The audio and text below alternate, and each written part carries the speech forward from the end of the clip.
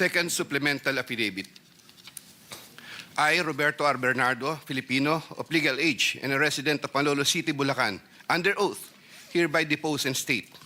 I am submitting this second supplemental affidavit consistent with my desire to set forth my knowledge about the irregularities in government flood control and other infrastructure projects, as well as to obtain peace of mind and preserve the truth. Among other factors, the contents of this second supplemental affidavit had to be violated by me by making reference to an assortment of personal notes and records, deep thinking, as well as confirming with persons certain details regarding the time, place, manner, and circumstances under which the events narrated hereunder occurred. Moreover, owing to the passage of time and the fact that I am no longer part of the DPWH following my retirement in August 2025, the process of collecting facts and details had progressed slower than expected, contributing to the delay in the submission of this second supplemental affidavit. Also, I would like to make clear that while the facts narrated below are based on my direct personal knowledge and fortified by official DPWH records, the kickback scheme pertaining to the collection and handoff of the commitments to the relevant public officers occur practically without any paper trail. A statement of facts available to all, applicable to all. Over the decades that I worked for the DPWH, it has always been my philosophy to form good working relationships between and among my bosses and our superiors, inferiors and our subordinates, and other colleagues, even without the promise or expectation of a reward or personal advantage. I would rather troubleshoot problems than develop enemies and immediately address all concerns. I would do this so that I can effectively perform my duties and responsibilities under the DPWH. Unfortunately, this professional orientation of mine has forced me to compromising situations that include the matters narrated hereunder. I reiterate my deep remorse and guilt for what I have done, and I am now animated by an honest desire to help rectify the institutional defects in the systems and operations, not only of DPWH, but also other government agencies, and help in developing lasting and meaningful reforms. I can confirm, based on my personal knowledge, that in some form or another, and on various extents, based on current setup, each and every DPWH official, employee from top and down the line is buffeted with various avenues of corrupt acts and practices. This would include high-ranking members of the department, such as secretary, undersecretaries, assistant secretaries, regional directors, district engineers, bids and awards committee members, engineers, inspectors, and all the way down to laborers. This is also true for several top officials of other departments and or agencies, such as but not limited to the Department of Finance, Department of Environment and Natural Resources, Department of Health, Department of Education, Department of Agriculture, Department of Agrarian Reform, Department of Transportation, Philippine Charity Sweepstakes, Philippine Coconut Authority, etc. Moreover, I can confirm, based on my personal knowledge, that in some form or another, and on various extents, most proponents have their own designated contractors who will take on the projects for the former's benefit and advantage. Sometimes, other proponents would request me to suggest contractors for them who are known to me or referred to me by friends and other personalities. There are situations that national and local elected politicians would request me to source projects for them. If given more time and opportunity to review the records and confirm supporting facts, I may be able to particularize the details of these transactions and dealings. Senator Ramon Bong Revilla Jr. I have a close and friendly relationship with Senator Ramon Bong Revilla, and we go all the way back since the time of Amay Bisaya and Mayor Viseo, who first introduced me to the former legislator while I was still a district engineer in Laguna sometime in 2005 or 2006. We frequently meet in important social gatherings. Senator Revilla later on became a godparent of two of my daughters, while I became a godparent to one of his children. When Senator Revilla was incarcerated, I visited him several times at the PNP Custodial Center at Camp Crame. Because of our close relationship, Senator Revilla had asked me for assistance on several matters which I can no longer exactly recall at the moment because this happened a long time ago, and I presently don't have records to help me reconstruct the events. Sometime in the third quarter of 2024, Senator Revilla and I met where he asked me for a list of projects for funding ostensibly to help him in his national campaign. When Senator Revilla asked me about the percentage of the commitment, I suggested either 20 or 25, to which Senator Revilla said 25%. Soon thereafter, also in the third quarter of 2024, I asked then District Engineer Henry Alcantara to prepare a list of projects, which he subsequently gave to me. The said projects are enumerated in a list here to attach as Annex A. Moreover, still in the third quarter of 2024, I also asked then District Engineer, but later Regional Director for NCR, Engineer Gerard Opalencia, to prepare a list of projects, which he subsequently gave to me. The said projects are enumerated in a list here to attach as Annex B. I had the list of projects totaling 1.5 billion submitted by Engineer Henry and Engineer Gerard, consolidated in one sheet of paper, and gave the same to Senator Revilla in the third quarter of 2024. With respect to the projects under the NEP and HGAB, I followed this up with Secretary Manny Bonoan upon request of Senator Revilla, who would also follow this up with Yusek Cathy Cabral. The White House compound is the ancestral home of the Revillas with the large Blue Gate entrance at the time. Sometime in the last quarter of 2024, Engineer Alcantara collected the 25% commitment of about 125 million and informed me that the same was ready for turnover through Engineer Gerard Opalencia. Engineer Gerard Opalencia told me that the 25% commitment was already loaded in my vehicle. After receipt of the 25% commitment, which were packed in 6 cardboard boxes, each containing at least 20 million, and 1 paper bag containing 5 million, I called up Senator Revilla to inform him the same is ready to be turned over to him. Sometime December 2024, probably the Monday after my receipt of the commitment, my driver and I went to the residence of Senator Revilla. Upon reaching the area, I tried calling Senator Revilla, but he was not answering my call, so I waited. After waiting for approximately 1 hour at a nearby gasoline station, we were finally allowed inside the compound by the guard. Once inside, we parked the vehicle, and shortly upon alighting, I saw Senator Revilla at the terrace. I walked over to Senator Revilla for a casual talk. While the boxes were being unloaded, Senator Revilla and I talked for about 20 to 25 minutes. I asked him, "Sen, bakit hindi ka nakakampanya?" Senator Bong replied, "Okay naman pare, maganda results ng survey. Relax muna." The personnel of Senator Revilla helped in unloading the boxes. After the delivery of the commitment, I headed back to Manila. Sometime late January or February 2025, in relation to a list of projects submitted by Engineer Gerard Opalencia, Senator Revilla called me to follow up on the status of the commitment. About a week later, sometime February 2025, I informed Senator Revilla that the same was ready for turnover. Before the start of the campaign period for national elective positions, I directed one of my aides to deliver commitment amounting to 250 million to the residence of Senator Revilla at the White House compound, Aguinaldo Highway, Bacoor, Cavite. Senator Nancy Binay. Carlin Yap Villa is the aide of Senator Nancy Binay, who transacted with me regarding the latter's projects and commitment. If I recall correctly, I first met Carlin in the year 2018 during the budget season at the Senate. Eventually, sometime 2019, Yusek Trigib Olivar, whom I knew very well, endorsed Carlin to me. From then on, Carlin would contact me directly to follow up the status of different matters. Sometime fourth quarter in 2022, Carlin, claiming to act on behalf of Senator Binay, asked my help for the transfer of an assistant district engineer in Mindanao to another district, a request which I endorsed to Sec. Bonoan. Sometime during the third to fourth quarter of 2022, Carlin requested on behalf of Senator Binay for a list of projects worth around 1.882 billion with 12% commitment. The said projects are enumerated in a list here to attach as Annex C. I got 3% of 1.882 billion. I prepared a list of projects within my area of jurisdiction with the help of DPWH officials, but could not recall at this time exactly who among them gave me the list. But I can recall that it was Engineer Manny Bulusan who coordinated the collection of the commitment. Eventually, during the first quarter of 2023, the commitment was delivered to Carlin for Senator Binay in several tranches in Makati and Quezon City. But I could not recall at this time the details of the deliveries, but I undertake to submit additional information thereon.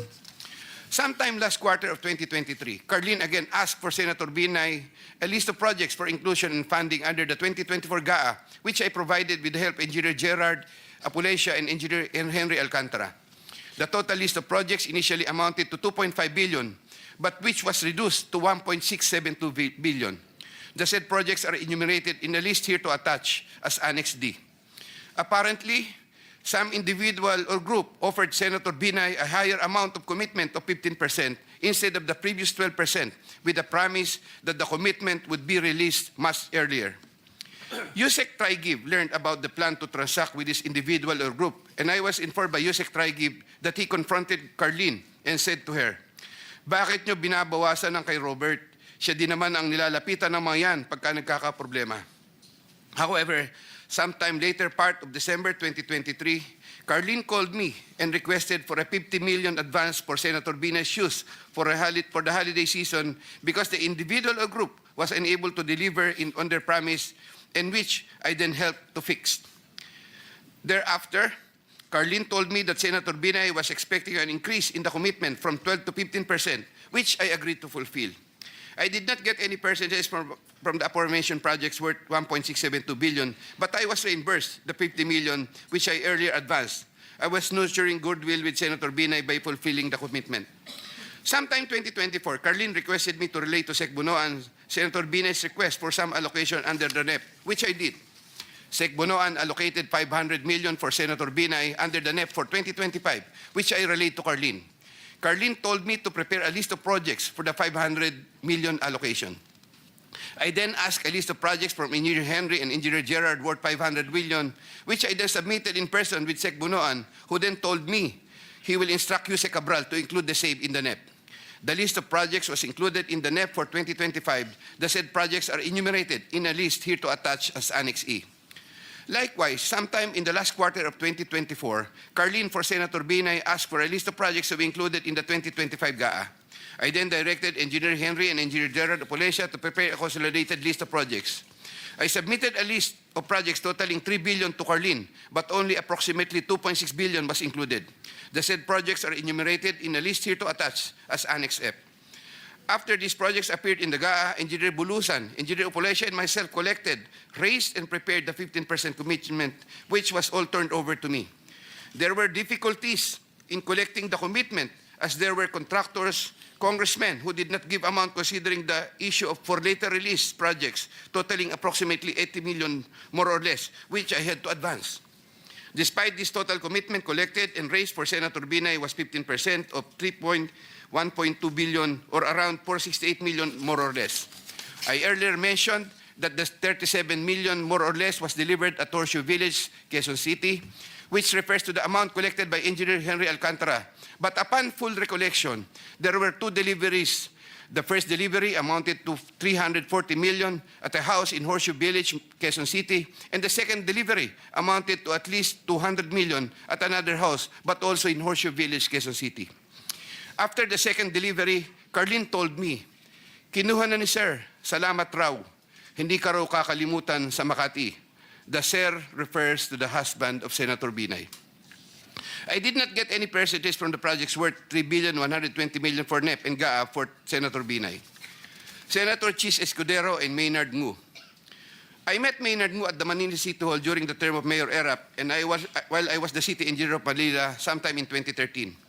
Maynard Ngu is a familiar figure in the social political circles, as he would be handling substantial donations to politicians during election season, including the distribution of mobile phones.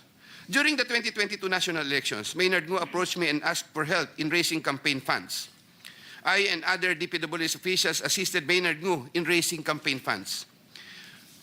These frequent interactions with Maynard Ngu at the court helped me in building our mutual trust with each other, especially in favor of Senator Escudero, whose interest Maynard Ngu was actively promoting. Maynard Ngu was appointed special envoy to China for trade, investments, and tourism in 2023. When Senator Chis Escudero became Senate President in 2024, Maynard Ngu approached me and asked for a list of projects for Senator Chis Escudero. Thereafter, sometime in November 2024, I asked Engineer Opolesia to prepare a list of projects for Senator Chis Escudero following my conversation with Maynard Ngu. Thereafter, Engineer Opolesia submitted to me a list of projects for funding. The said projects are enumerated in a list here to attach as Annex G. For the projects located in Valenzuela, Engineer Opolencia, through District Engineer Ruel Umali, collected the money for the commitment for Senator Chis Escudero. He delivered the commitment at Diamond Hotel. We saw each other at the Diamond Hotel, and Engineer Opolencia told me, nasa inyo na po, boss. When I asked my driver to confirm, the driver told me, nasa akin na po, okay na po. For the projects located in Marinduque, Engineer Opolencia, through Regional Director Ryan Altea, collected the commitment for Senator Chis Escudero. He delivered to me the commitment at Diamond Hotel. Engineer Opolencia called me and said, may papadala ako sa inyo ngayon. Sa iyo ngayon, dadalhin na lang po sa Diamond. Later, the driver told me, nasa akin na po, okay na po. Following a deeper recollection of the facts and checking with public records, I can now confirm that in addition to the Valenzuela and Marinduque projects, Engineer Opolencia also provided the list of projects for Oriental Mindoro and Quezon City. The complete list of projects for Senator Chis Escudero is worth 1.4 billion with 20% commitment. The said projects are enumerated in a list here to attach as Annex H. Sometime early 2025, I made the first delivery of 160 million for Senator Chis Escudero at the Cherry Mobile Building at Maynard Ngu in Apacible Street, Manila. Thereafter, early 2025, I made the second delivery of 120 million for Senator Chis Escudero, also at the Cherry Mobile Building of Maynard Ngu. Senator Jinggoy Estrada. I have known Senator Jinggoy Ejercito Estrada since I met Senator Jinggoy Estrada through the social circles of Senator Bong Revilla. We usually had encounters during social gatherings of people in the movie industry. We developed a close relationship. Sometime in 2010, when I was Assistant Regional Director of DPWH Region 4A, Senator Jinggoy was backing me to become a Regional Director. When I failed to become a regional director, I applied for the position of city engineer, and Senator Jinggoy was one of those who recommended me. When he was incarcerated, I would visit him, but sometimes together with then City Mayor Joseph Erap Estrada.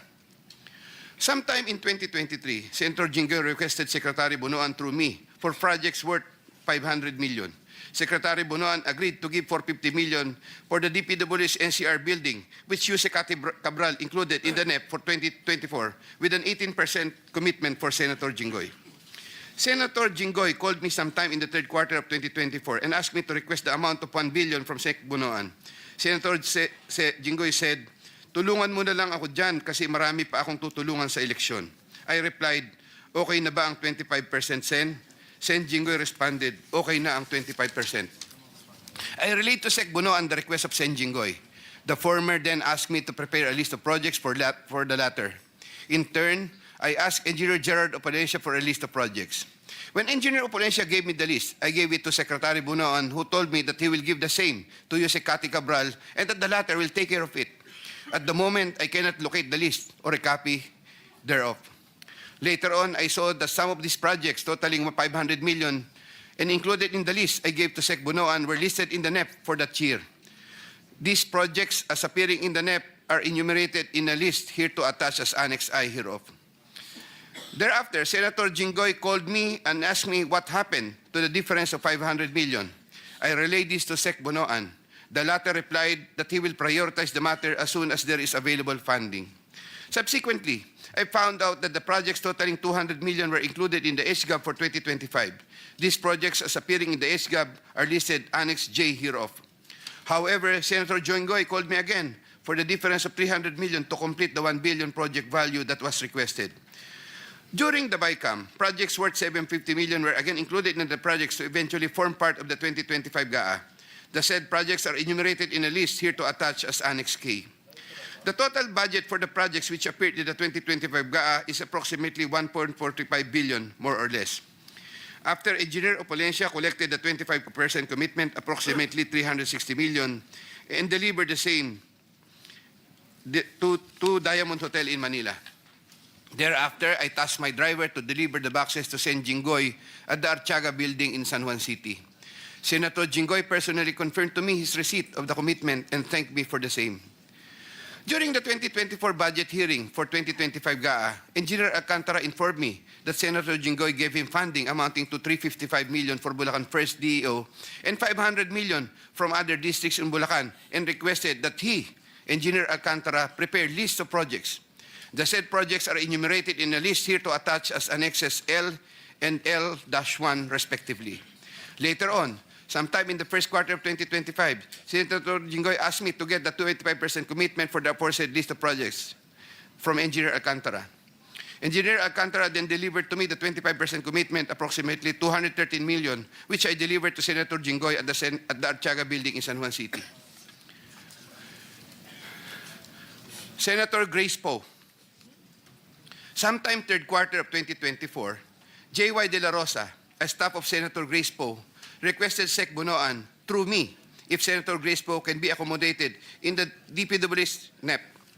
Sec Bonoan told me there is a 500 million for Senator Grace Poe and instructed me to ask the Senator for a list of projects. J.Y. De La Rosa told me to coordinate the matter with Mrs. Patron, a contractor. Mrs. Patron told me to prepare the list. Upon my instructions, Engineer Gerard Opulescia submitted a consolidated list of the following projects, 1 in Laguna and 3 in NCR. These projects are indicated in the list here to attach as Annex M. Thereafter, the list of projects was included in the NEP by Sec Bonoan through Yusek Kati Cabral. Later on, the said projects appeared in the GAA for 2025. There was a 20% commitment collected for Senator Grace Poe. Mrs. Patron, a contractor, collected the commitment for Sen Grace Poe at Diamond Hotel from one of my aides. Congresswoman Mary Mitzi Mitz Kahayon Uy. There were projects released in Congresswoman Kahayon Uy's congressional district, which I facilitated. I submitted projects being proposed by her to proponents for funding, the details of which I am still verifying and confirming at the moment. Congressman Florida Robes. There were also projects released in Congresswoman Florida Robes' congressional district, which I facilitated. I submitted projects being proposed by her to proponents for funding, the details of which I'm still verifying and confirming at the moment. Congressman Zaldico. In addition to my statements in my affidavit dated 25 of September 2025, I was told by Engineer Alcantara, Congressman Zaldi would from time to time deal also with Engineers Gerard Pacanan, Gerard Opulescia, and Danny Villa. There were times Engineer Gerard Pacanan and Gerard Opulescia would give me certain amounts, supposedly from Congressman Zaldico. Yusek Traigib Olivar of Debed. In addition to my statements in my affidavit dated 25 of September 2025, I wish to add that I have known Yusek Traigib as early as 2010 when he was still a staff of Senator Bong Revilla. He is a common figure in budget deliberation hearings and by reason of which I had interacted with him on multiple occasions. Yusek Traigib then worked under the office of Senator Edgardo Angara and then later worked under the office of Senator Sani Angara. When Senator Sani Angara became a chairman of Finance, Yusek Traigib and I would have several interactions as part of our work in budget preparations. When Senator Revilla was incarcerated with Senator Jinggoy Estrada, Yusek Traigib and I would frequently call each other so we can help look after the welfare of concerns of Senator Revilla, whom I visited several times with Senator Jinggoy Estrada while they were in detention. Aside from the details I had earlier mentioned in my affidavit dated 25 of September 2025, Yusek Traigib and I also had transactions concerning Senator Angara between 2019 and 2024, where Yusek Traigib received deliveries representing 12% of the projects of Senator Sani Angara, while the latter was chairman of Finance.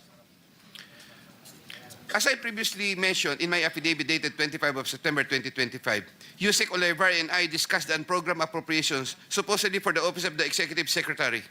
Thereafter, DPWH received a special allotment release order, which included projects worth 2.85 billion. The contract IDs for the projects worth 2.85 billion covered by the said SARO can be secured from the records of DPWH Regional Office for Region 3 and the 1st District Engineering Office of Bulacan. Moreover, in the unprogrammed allocation for 2025, there could have been an additional 12 billion more or less funding, which I am verifying and confirming at the moment. DPWH Secretary Mark Villar and Yusek Cabral. I was appointed Assistant Secretary of DPWH by former President Rodrigo Duterte in 2016 during the term of DPWH Secretary Mark Villar. As Assistant Secretary for Operations, I was assigned over the Visayas regions. While I was Assistant Secretary for Operations, I was introduced to Carlo Aguilar, a cousin of Sec Mark Villar. Yusek Cabral was already the Undersecretary for Planning Service when I became Assistant Secretary. As Undersecretary for Planning Service, Yusek Cabral was working closely with Sec Mark Villar for the allocation, listing, and budgeting of all the DPWH infrastructure projects. While I was Assistant Secretary, I was also later designated as Chairman of the Central Bids and Awards Committee, Central BAC. In the later part of 2017, I was promoted to Undersecretary of the DPWH during the incumbency of Senator Mark Villar and took my oath of office as Undersecretary before him. In the first quarter of 2018, I was designated as Undersecretary for Operations for NCR, 4B, and the 3 Visayas regions.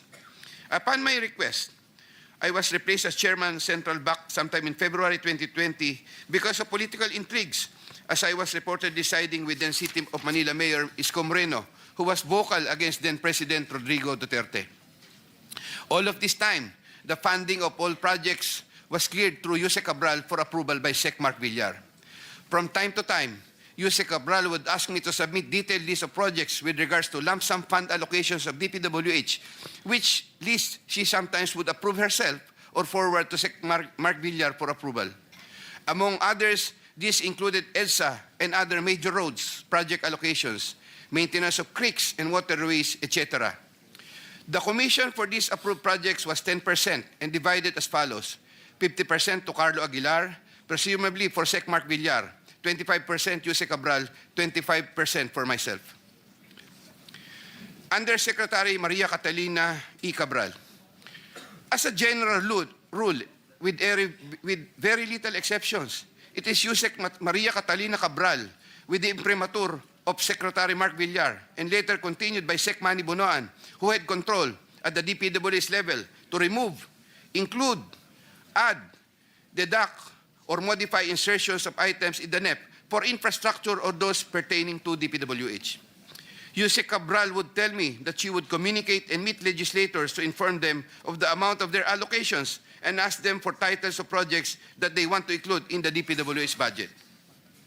In a matrix of process flow that I have prepared, which I am attaching here to as Annex N, Jose Cabral has total influence and authority in preparing and finalizing the NEP for infrastructure.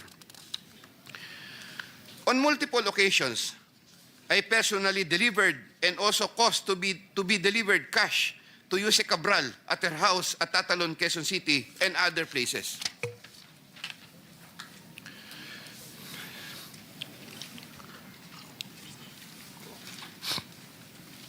DPWH Secretary Manuel Bonoan. DPWH Secretary Manuel Bonoan is a long-time DPWH official who has held top positions through different administrations.